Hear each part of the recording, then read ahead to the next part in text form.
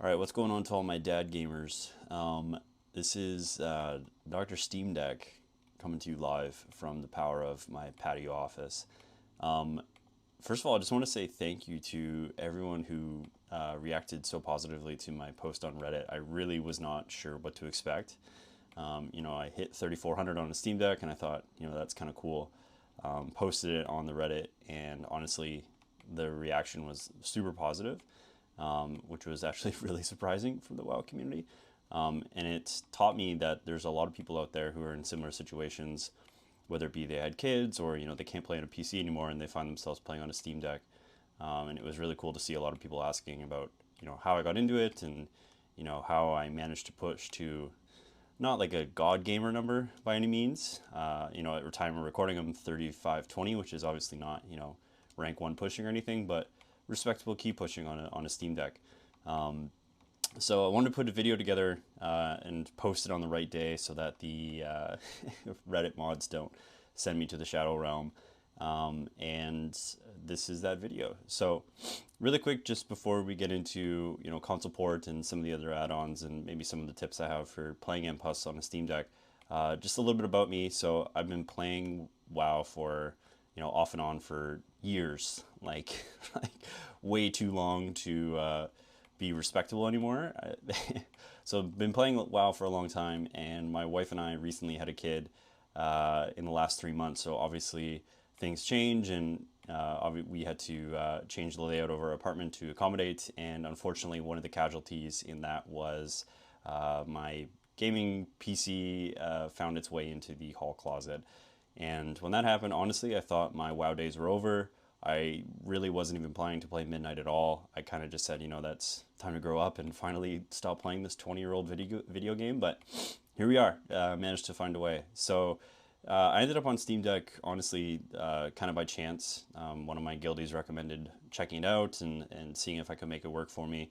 I'm really happy I did. Playing WoW on a Steam Deck is actually a lot of fun once you're able to set it up and get it working the way you want.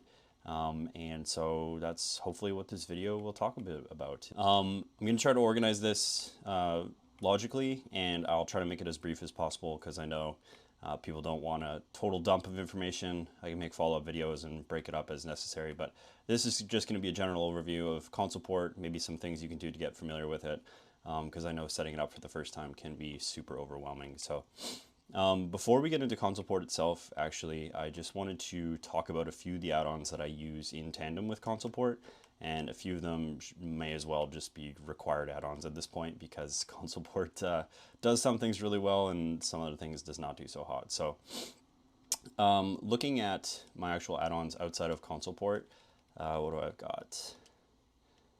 Bug sack. So unfortunately, Consoleport, you're going to run into a lot of Lua errors, like constantly. So you're going to be getting a lot of errors from Consoleport, the interface breaking, maybe the tooltips don't work anymore. There's a lot of little things that just don't work all the time.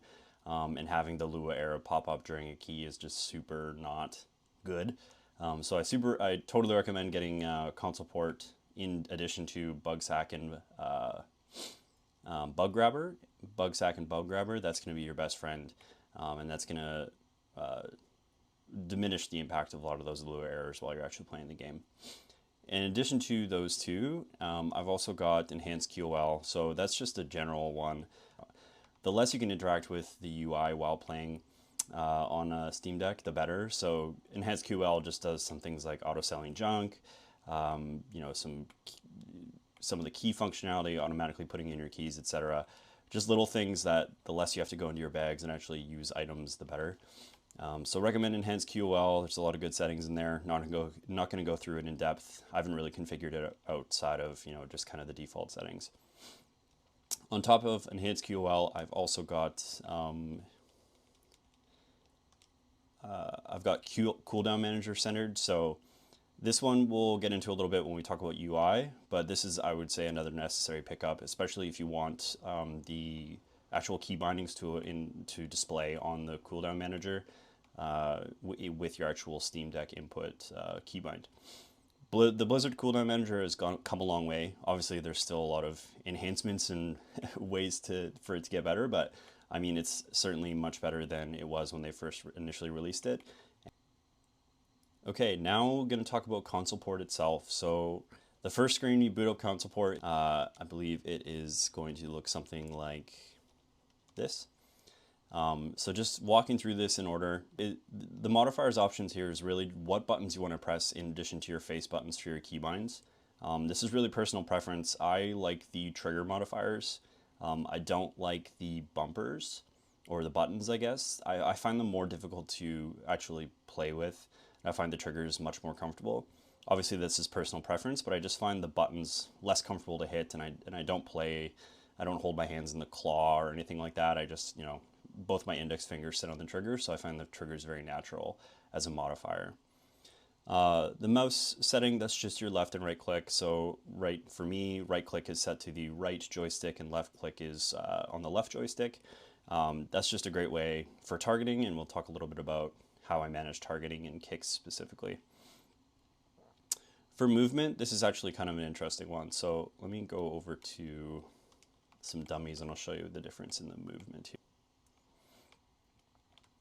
here. So I believe the default setting for Consoleport for the movement is this balance setting, which can be fine, I think, maybe for some classes, but I'll show you what the difference is and why it really feels bad, especially for a melee class. So the default setting, essentially, when you press back on the joystick, it flips your character around 180 degrees in combat. And so if I get into combat here, you'll see that left and right, I strafe, but as soon as I hit back on the joystick, I completely flip around, and I was finding that was taking me out of melee range a lot, and it's just really awkward because obviously I can't continue my rotation when I'm facing away from the target. So in M+, that means like if I have a small adjustment I need to make, so let's say I'm backstepping slightly to get out of a puddle or something like that, like it flips my character around and I have to readjust in order to keep doing my rotation, and it's just feels really, really bad. So I found the tank controls much more natural, and here let me just flip to that real quick. So I found the tank controls much more natural. So if I flip over to that setting, you'll see the difference here really quick. Once I get in combat, if I were to make a small adjustment, let's say a puddle again, I can backstep and still continue my rotation. I find it much easier to stay in melee range in this setting, and obviously backpedaling has got its own set of problems in World of Warcraft, but unfortunately on Steamdeck, I think it's just a necessary evil. I find it much easier to continue with rotation and still maintain melee range. I haven't had any issues with getting out of puddles or anything. If it's something that I need to do a hard run for, I'll just turn or strafe out or something like that, or backstep and then turn if I really need to. But I find just minor adjustments are a lot easier while in tank mode like this. The next section here is just their default settings. So obviously recommend hitting this. I don't really understand what a lot of it does. I think it's just like preset settings for the cursor as well as text size, all that sort of thing. So you hit this and you don't really mess with it again unless you really want to. The recommended keybinds are an okay place to start, but we're going to talk about keybinds in a bit, and I do think it's worth investing the time to set up keybinds that really feel natural for you, because the recommended keybinds don't really take into account your rotation, what you're going to be doing in M+ specifically. So, not the best. Obviously, a place to start if you're starting from scratch, but I wouldn't recommend spending too much time on the default settings. Now for the settings screen in general, honestly, there's a ton of settings here.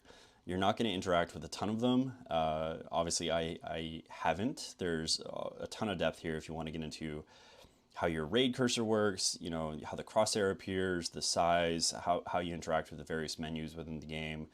I haven't done a ton of configuration. Obviously, the graphics setting is, you pick the device that you're playing on. So be a Steamdeck, that's just decides which buttons are being overlaid and which bindings are being shown. Character-specific keybinds, I've found a set that I like, so I don't edit them for each of my characters. Obviously that's up to your own personal preference. The action bar menu is really where you get into the meat of the Consoleport add-on, and really start to work on the bindings and your groups and all that sort of thing. This screen is, you're going to get familiar with this screen. You're going to spend a lot of time here while you're setting up your bars. These are all basically just a representation of your actual in-game action bars, which I've hidden a lot of. So if I go into my edit mode, you're going to see all of my hidden bars and where they are on my screen. Most of these, I enable them and just throw icons here and then just have these on 100% opacity, because these are the binds that, I have but don't necessarily need to look at. I try to, my approach to keybinds is really just try to keep things as simple as possible on the actual screen, because we're working with very limited real estate here. So we want to make sure the binds that we are showing are necessary ones. So when we go into the keybinds themselves, the way to approach this is think of these as your action bars. So if I select any one of these buttons, I can then assign abilities to it. So I can assign general abilities, Death Knight specific, and various sub menus, whether it be ports to dungeons or anything like that. That's in the abilities pane. You also have the ability to add items. So these are things directly your backpacks. So these could be your combat potions or health pots or anything like that. Mounts, macros, this is a great one. So any macro you create, you can add to the bar specifically from this screen. You can either bind directly from this screen. So if I select any one of these options you see here, I can edit the slot, edit the binding, clear the binding, etc. That is okay, but I find that going to the guide screen here and binding from here is much more, you get a better idea of like how things are actually going to feel while you're playing. So the way the approach this is, working left to right, starting with the face buttons. You can see that this is my keybind for just every button on the face of the Steam Deck. And then as you toggle over each option, you see which modifier is being applied to it. So for my Outbreak, for example, is my left trigger and Y. My Dark Transformation is right trigger and Y, and Path of Frost is both triggers and Y. So I'd recommend managing your keybinds through this screen. I find it much more approachable than trying to bind from the actual action bar pane. I think that this screen is going to be much easier for you. In terms of approach to how I've actually set my keybinds up, obviously there's a lot of competing priorities here. You want something that feels good, but also is going to perform well for you in big pulls or in an M+ specific situation. The best advice I have is try to save your face buttons for your core rotation. So you can see what I have bound to my face buttons is the buttons I'm going to be pressing most often. You want them easily reached, and I find the face buttons obviously the most comfortable for that. The other thing I'd recommend is try to combine like spells on your modifiers. So for example, I have my offensive cooldowns on right trigger, some other core rotations on my left trigger, and both will be my defensives or something along those lines. Or I think just trying to think through the sequence of buttons you're going to hit in what order, and then putting them on a binding where it's going to be easy to hit them. A good example of this would be, before Death Knight I played Warrior a bit this season, and my charge was set to left trigger and A. And often in the opener, you're popping a combat potion and then charging in with left trigger A. So for me, if I were working in that setup, I would want my combat potion easily accessible on my left trigger. So for example, I could put left trigger and left directional button, for example, and then I can pop that, still hold the left trigger, and then charge in. So thinking through your core rotation, buttons are going to be hidden in short series to each other is going to be really helpful when you're deciding which keybinds go where. But generally speaking, it does take a lot of experimentation. There's no one silver bullet answer. You can see I've unfortunately landed on some combination of spells that don't necessarily make the most sense to sit together. But ultimately, it's just what feels good to you, and muscle memory is going to take over at a certain point anyway. In terms of general guidance, though, I'd say face buttons for rotation, maybe directional buttons for common utility, so things like movement, death grips in the case of DKs, etc. And then left trigger and right trigger could be defensives or offensives. It's really up to you and what feels good. So one question I got a lot was, how do you manage kicks in an M+ environment? And the short answer to that is not well. It's always going to be difficult. You can see here that, I don't run Plater or any sort of add-on to manage nameplates. So stacking nameplates is while would be nice, I think would take up a ton of real estate on the screen. You can see that, you can imagine if this was a 10 mob pool or something, the stacking nameplates would take up so much of your playable area that things would get overwhelming very quickly. The reality is that Blizzard's tab target is now prioritizing casting mobs, and while it doesn't work 100% of the time, I would say it works most of the time. So the way I've decided to manage kicks in this setup is, let's say I'm in combat with this mob. I have, and it comes baked into Consoleport, it's called target nearest enemy, which is effectively tab target. I have that set to my left trigger, and what that lets me do is, let's say for example, I'm in combat and then one of these mobs start casting, I can tab over to it, and if the prioritization of a casting mob works, it'll jump to a casting target, and then my kick is on left trigger and X. So what that looks like in combat is tap and then left trigger X. So it's a quick tap and then hold and X. I find that very comfortable. Some people might prefer another sequence of buttons, or maybe left trigger and left bumper or something along those lines, but really it's personal preference. That's how I've decided to manage kicks and what's felt pretty good for me up to this point. And it actually does work quite well. I'll show some gameplay footage of jumping to a casting target here. When it does work, it's actually quite slick and does feel good on the Steamdeck to pull off, quite honestly.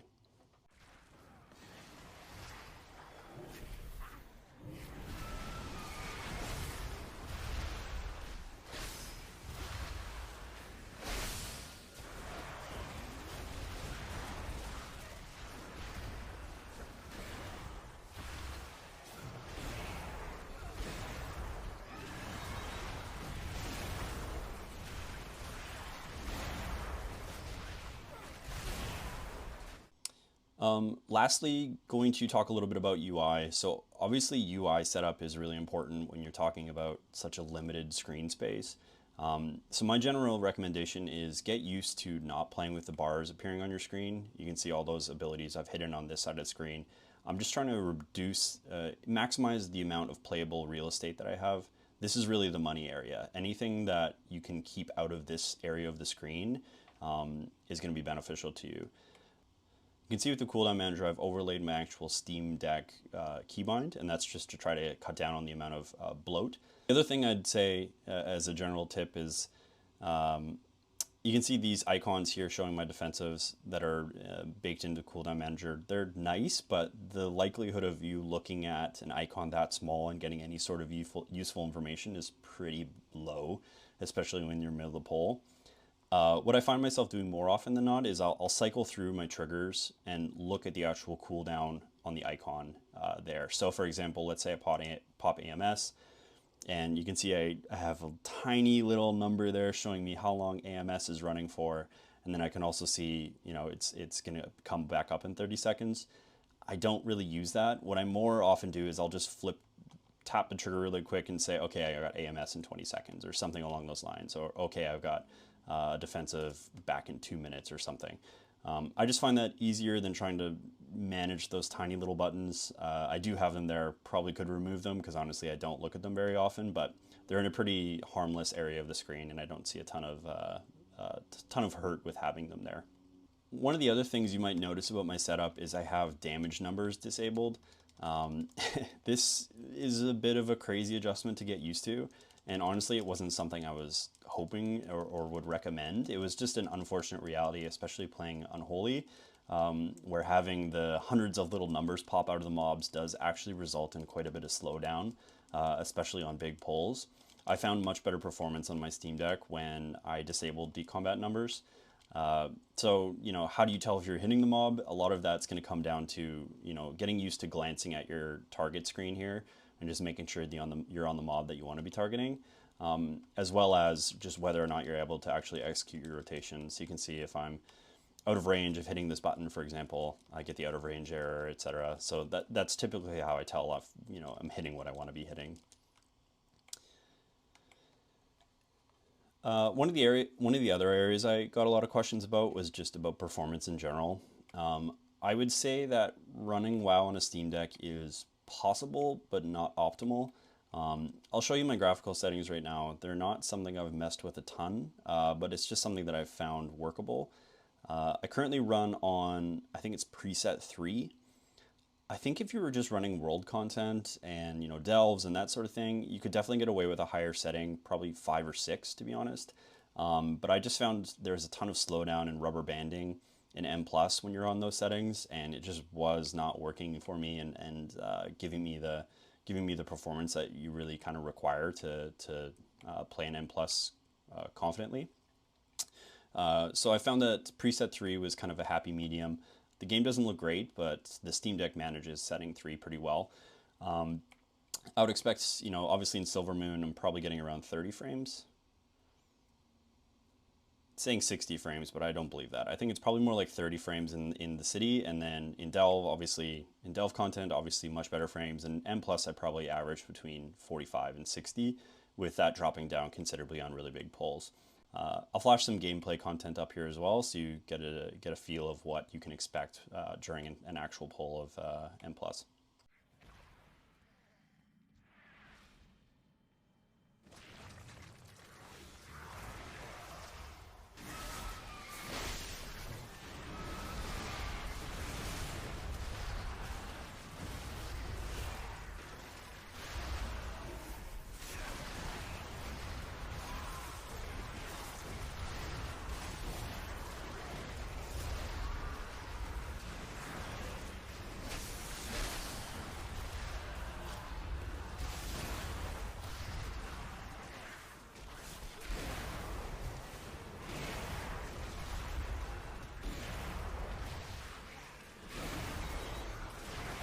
Just going to get on my psychologist bench for this one. The last thing I wanted to talk about was just general anxiety around playing M plus on a console or on a Steam Deck. You know, a lot of comments about people saying, you know, I want to push keys, but I'm worried about bricking, and I'm worried about people calling me out, and I'm going to make a bunch of mistakes, and everyone's going to hate me. What I would say to that is, you know, you're 100% going to make mistakes. It's going to happen. Keys are going to be bricked, and that's just the reality of it. Don't let that discourage you from trying. I mean, I've certainly bricked a lot of keys as a result of playing on a Steam Deck. One example I can think of is in caverns when you're interacting with the cauldron to get the food buff. You know, the screen pops up, and usually Consoleport, you hit left in your directional pad, and if the cursor is working, you can interact with the screen like this, right? So I hit left on my cursor or on my directional pad, expecting the cursor to move over to accept the food buff, and left on my directional pad is death grip, and I immediately death gripped in a mob and totally wiped us. So you're gonna make mistakes. It's inevitable. But the truth is that everybody makes mistakes. You know, there's people that play on PC that brick keys. So you know, I would say don't let that discourage you. The sooner you get in and start messing around and get more comfortable with the keybinds, that's when the muscle memory starts to form. And really that's where the gameplay experience starts to really take off. Once the muscle memory kicks in, it's a super enjoyable way to play this game. And Mythic Plus is a great game mode to play, especially as a new dad. You know, I've got a couple hours a day. I can hop on and do a key or two, and that's all I need. Playing WoW on a handheld and you know, pushing some decent keys is a ton of fun, and I totally recommend trying it out for yourself. Don't be discouraged by people flaming you or telling you you're a garbage DK and you know, you missed a grip and missed a kick, etc. Like, that's gonna happen no matter whether you play on console or PC. So give it a shot. Don't expect things to come too quickly, and you know, there's a light at the end of the tunnel.